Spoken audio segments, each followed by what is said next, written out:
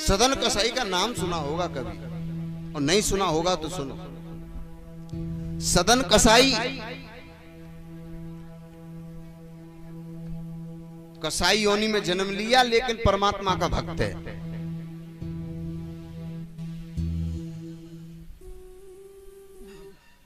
भगवान का भजन करता है, लेकिन घरवाले कह रहे हैं, अरे सदन, तू भगवान का भजन करेगा तो तुझे हम रोटी नहीं देंगे खाने के लिए, तुझे मांस बेचना पड़ेगा। तो सदन कसाई मांस बेचने के लिए जाता है। बंधु, अब ये कर्मों का खेल बता रहा हूं तुम लोगों को मैं। सदन कसाई मांस बेचने के लिए जाता है, तो उसमें सालिग्राम है, सालिग्राम, तो उन्हीं की सेवा करता है वो।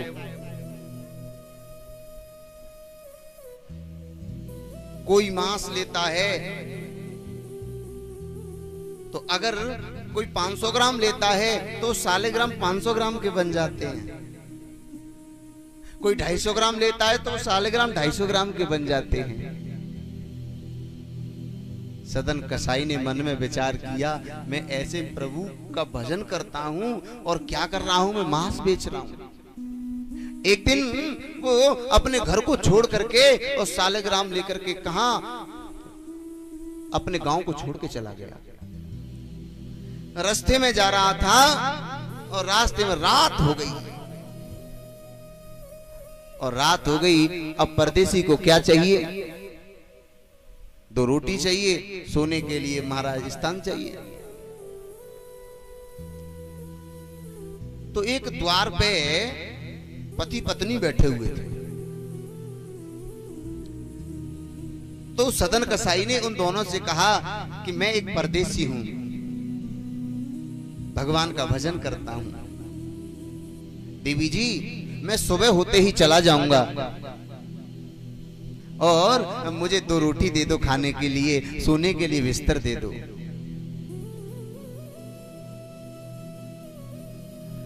अब पत्नी बोली, सवेरे तो चले ही जागो। पाको आदमी बोलो, सवेरे चलो जाओ, कोई बात ना, जा रोटी खवा दे। उसे भोजन कराया और उसे अपने पास ही सुला लिया। लेकिन बंधुओं क्या हुआ, घड़ी में रात के बजे 12, कितने बजे, 12 बजे। 12 बजे वो पत्नी उठ करके आई और सदन कसाई को जगाया। जब जगाया तो हाथ जोड़ के बोला, माता अभी तो 12 बज रहे, सवेरे 4 बजे चलो जाऊंगा। तो वो क्या कह रही है स्त्री, अरे मैं तुझे भगा नहीं रही हूं। और वह नारी उस सदन कसाई को द्वेष, गलत दृष्टि से देखने लगी। जब गलत दृष्टि से देखने लगी, अब महाराज वो हाथ जोड़ के कह रहा है, माता तू मेरी मां के समान है और आप इस कुदृष्टि से देख रही हैं, आपको शोभा नहीं देता।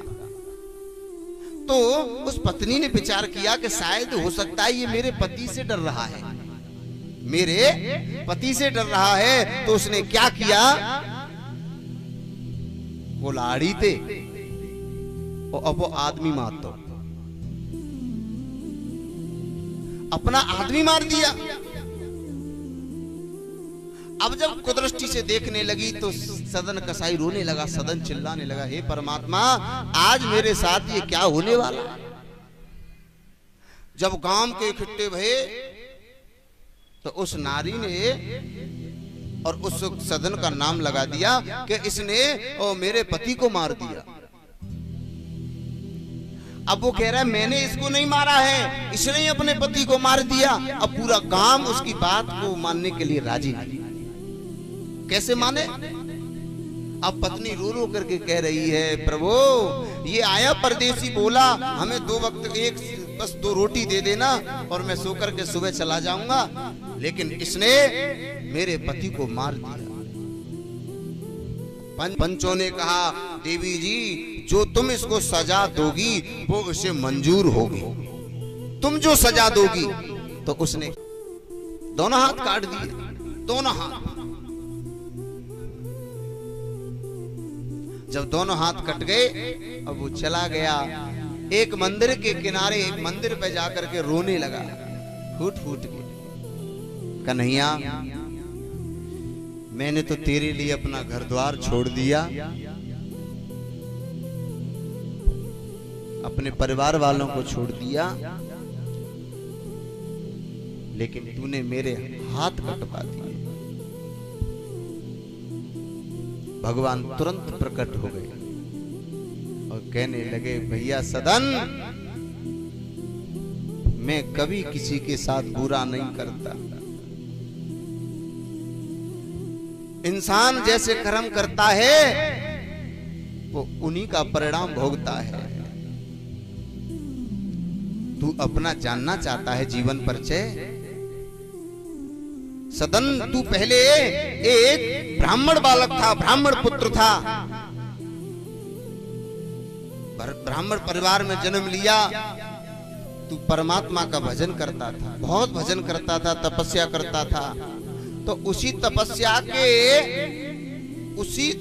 के फल से तू इस कसाई योनि में तो आया, लेकिन तू मेरा भक्त बना। क्योंकि भक्ति बीज पलटे नहीं जो जुरा जाए अनंत। भक्ति बीज पलटे नहीं जो जुरा जाए अनंत। और ऊंच नीच घर अवतरे लेकिन रहे संत को संत। हम यदि इस जन्म भगवान का भजन करने वाले हैं, परमात्मा के भक्त हैं, तो दूसरे जन्म में हम कहीं भी जन्म ले लें लेकिन परमात्मा के भक्त ही बनेंगे। ये पक्की बात है, क्योंकि भक्ति बीज पलटे नहीं।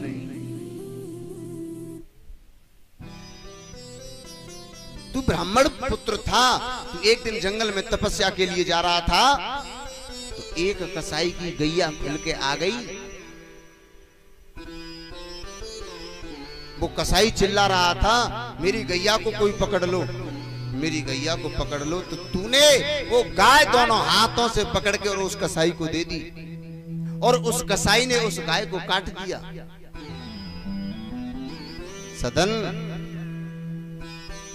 तो वे दोनों तो द्वार पे मिले, वो कोई और नहीं, वो गैया तो वो पत्नी है और वो कसाई उसका पति बनकर के आया।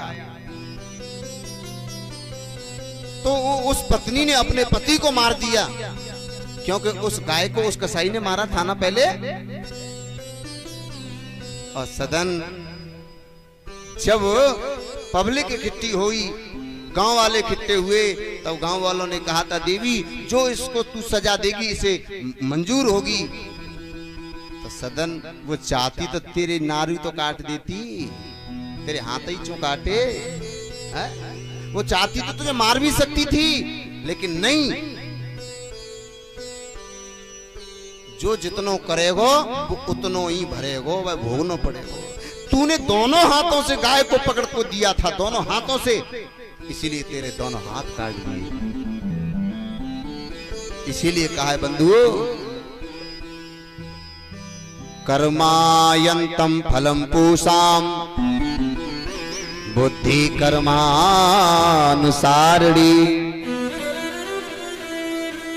तथापि सुव्याचार्यः सुव्याचार्येव कुर्वते। सुख, दुख और बुद्धि, तीन चीज, सुख दुख और बुद्धि, ये प्रारब्ध के पूर्व जन्म के कर्मों के अनुसार मिलती है। इसीलिए कोई भी कर्म करो तो सोच विचार के करना। बोली गोविंद भगवान की जय। जय श्री राधे।